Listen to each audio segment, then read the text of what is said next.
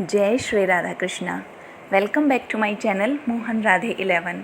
कैसे हैं आप सब? आई होप आप सब अच्छे होंगे।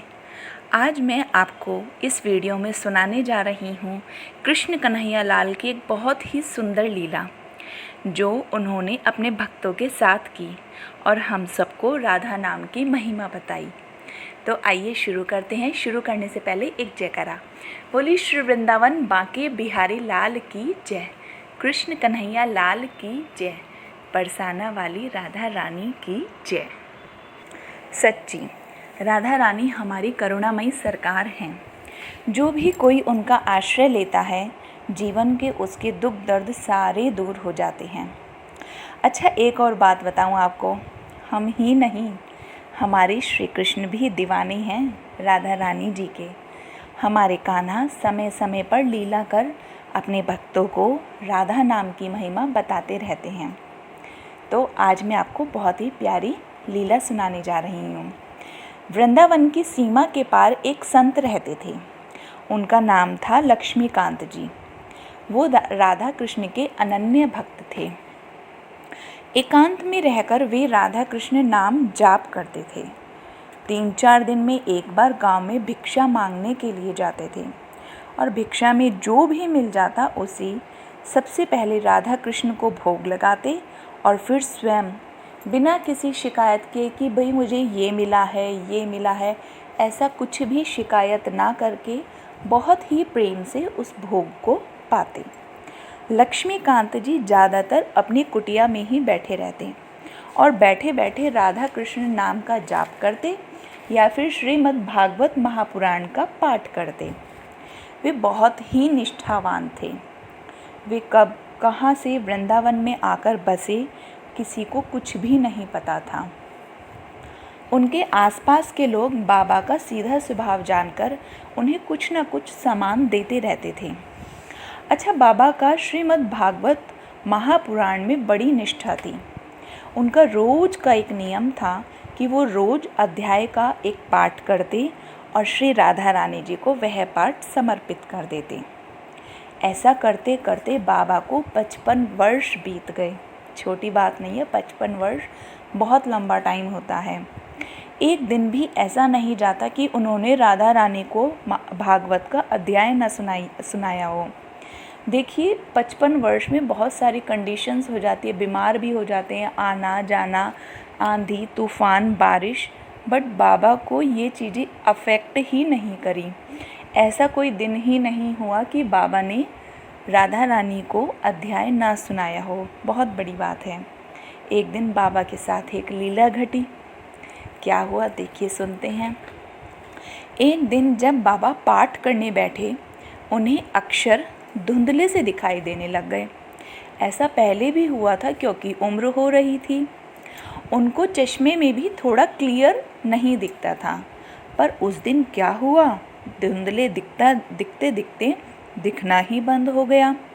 उन्हें शब्द दिख ही नहीं रहे थे। अब बाबा सोचने लगे मैं क्या करूं। वे बड़ी ज़ोर से रोने लगे क्योंकि जो काम वे 55 वर्ष से पूरी निष्ठा के साथ कर रहे थे वो एकदम से ना कर पाना, तो ये चीज़ उनसे सहन नहीं हो रही थी। वो ज़ोर ज़ोर से रोने लगे। उन्हें रोना इसलिए नहीं आ रहा था कि उनकी आंखें चली गई, बल्कि रोना इसलिए आ रहा था कि अब वो पाठ कैसे करेंगे और राधा रानी जी को क्या अर्पित करेंगे। उन्हें पता था कि जो ये मेरी आंखें जा रही हैं, जो ये शारीरिक कष्ट हो रहा है, वो मेरे पिछले जन्म के कर्म की वजह से हो रहा है। देखो, इतना भी सोच रहे थे बाबा। अब बाबा को चिंता हो रही थी कि अब मैं क्या करूँगा। वो मन ही मन कान्हा को याद कर रहे थे और सोच रहे थे, हे कान्हा, कष्ट देना ही था तो शरीर के किसी और अंग में दे देते प्रभु। चल नहीं पाता तो बैठा बैठा ही पाठ कर लेता, हाथ नहीं चलते तो कुछ ना कुछ कर लेता, लेकिन पाठ कर लेता। अब आप ही बताओ कान्हा, मैं बिन आँख कैसे पढ़ूं, राधा रानी को क्या समर्पित करूं। ऐसा होता है ना, भक्तों का बस जो होता है अपने कान्हा पर ही चलता है। सारा दिन हो गया बाबा को रोते रोते। शाम हो गई। बाबा ने सुबह से कुछ भी खाया पिया ही नहीं था, क्योंकि बाबा का तो नियम था कि पाठ करके राधा रानी को अर्पित करके ही कुछ खाते थे। अब जब पाठ ही नहीं किया तो कुछ खाए पिए भी कैसे। रात गहरी होती गई। तभी उनके दरवाजे पर नॉक हुआ, दस्तक हुई। उन्हें पहले भी दिख ही नहीं रहा था पहले से ही कुछ। फिर बड़ी मुश्किल से रात को गिरते पड़ते दरवाजे तक पहुँचे और दरवाज़ा खोला। बोले, कौन? छोटे से बालक की आवाज़ आई। बोला, बाबा, माँ ने खाने का सामान भेजा है। संत ने कहा, खाना वाना ना चाहिए मों को, जब तक नियम पूरा नहीं होगा कुछ नहीं खाऊंगा। बालक बोला, कौन सा नियम बाबा? अब बाबा परेशान तो थे ही, बहुत ही ज़्यादा परेशान थे।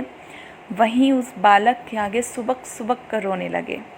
बोले, मैं बड़ा पापी हूँ रे, आज मुझे अचानक दिन में दिखना ही बंद हो गया। मेरा ये नियम है कि मैं रोज़ अपनी श्यामा प्यारी को श्रीमद् भागवत महापुराण का एक अध्याय सुनाता हूँ और फिर ही कुछ खाता हूँ। अब दिख नहीं रहा तो पाठ भी नहीं सुना सकता, इसलिए दुखी हूँ। अब जो बालक था वो बड़ा नटखट सा था और तीखे स्वर में बोला, अच्छा बाबा, आंखें चली गई इसलिए दुखी हो रहे हो। अब ये बात सुनकर बाबा को थोड़ा सा गुस्सा आया और थोड़ी सी चिढ़ भी हुई और बोले, अरे ये निगोड़ी आंखें किसको चाहिए? वो तो मैं राधा रानी को पाठ नहीं सुना सकता, इसलिए दुखी हो रहा हूँ। तू अभी जा, मों को ना और दुखी कर। ये सुनकर बालक बोला, रुको बाबा रुको, मैं अभी आता हूँ, तुम यहीं खड़े रहना। बाबा जोर से बोले, अरे कहाँ जा रहा है? बाबा आवाज़ देते रहे पर वो बालक तो फुर्र हो गया। अब बाबा वहीं खड़े रहे। थोड़ी देर में वो बालक फिर लौटा और बाबा के हाथ में पट्टी देता हुआ बोला, ये लो बाबा, ये पट्टी अपनी आँखों पर बांध लो। हाथ में पट्टी पकड़ाकर वो बालक तो फिर से भाग गया। बाबा कुछ कह पाते, कुछ पूछ पाते, पहले ही वो बालक फुर्र हो गया। अब बाबा धीरे धीरे मुश्किल से अंदर आ गए और बैठकर सोचने लगे, शायद ये किसी वैद्य का लाला होगा जो मुझे हाथ में पट्टी थमा करके गया है। अब बाबा का मन तो बहुत परेशान था ही। उन्होंने वो पट्टी अपनी आँखों पर बांध ली और चिंता में, परेशानी में उधर ज़मीन पर ही लेट गए, क्योंकि बाबा की आंखें तो भारी हो ही रही थी। सारा दिन हो गया था उन्हें रोते रोते। वे उधर ज़मीन पर ही सो गए। फिर तड़के ही बाबा की आँख खुली। वो उठकर बैठे और आँखों पर जो पट्टी बंधी थी उसे खोली। आश्चर्य है, उन्हें सब कुछ पहले से अधिक और साफ दिख रहा था, वो भी बिना चश्मे के।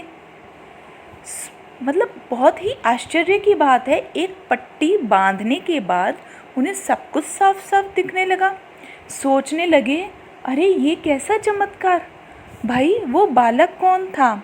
उसका धन्यवाद तो करूं। कहाँ से आया वो बालक? ये इतना बड़ा सरप्राइज़ एकदम से मुझे कैसे साफ साफ दिखने लगा? अब वो ये सोचने लगे और आसपास में पूछने लगे कि किसी ने रात में बालक के हाथ खाना भेजा था क्या? ये सुनकर वहाँ के सभी लोग मना करने लग गए। वहाँ के लोग कह रहे थे कि हम सभी तो वृंदावन के गांव में गए हुए थे, वहाँ बंजारों की टोली आई हुई थी करतब दिखाने के लिए। बाबा सोचने लगे, तो फिर वो बालक आया कहाँ से? अगर वो दूर से भी था तो वो खाना देकर के झट से पट्टी लेने कैसे चला गया और कैसे आ गया? अब बाबा सोचते सोचते घर आ गए और देखता हूँ उस पट्टी में आखिर औषधि क्या रखी है। फिर जैसे ही बाबा ने वो पट्टी खोली तो देखा पट्टी पर हल्दी के लेप पर लाल रंग से श्री राधा रानी जी का नाम लिखा हुआ था। और बस इतना देखते ही बाबा फूट फूट कर रोने लग गए और कहने लगे, वाह किशोरी जी, आपके नाम की ये कैसी अनंत महिमा है।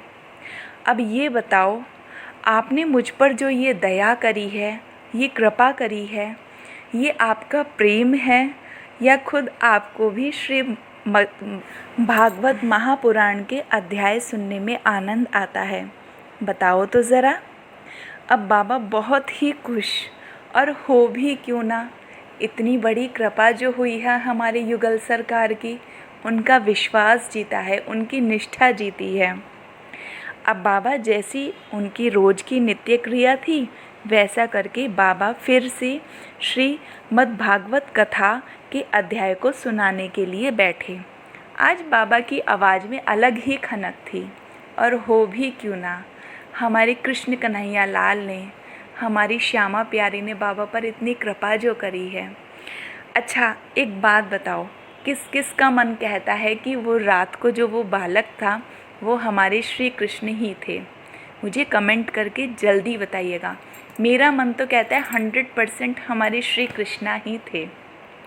आप एक बात बताओ, ऐसा कोई वैद्य, कोई डॉक्टर है क्या जो रात रात में ही सिर्फ एक पट्टी से ही किसी की आंखें ला दे, वो भी इतनी, मतलब इतनी साफ, पहले जैसा दिखता था उससे भी साफ?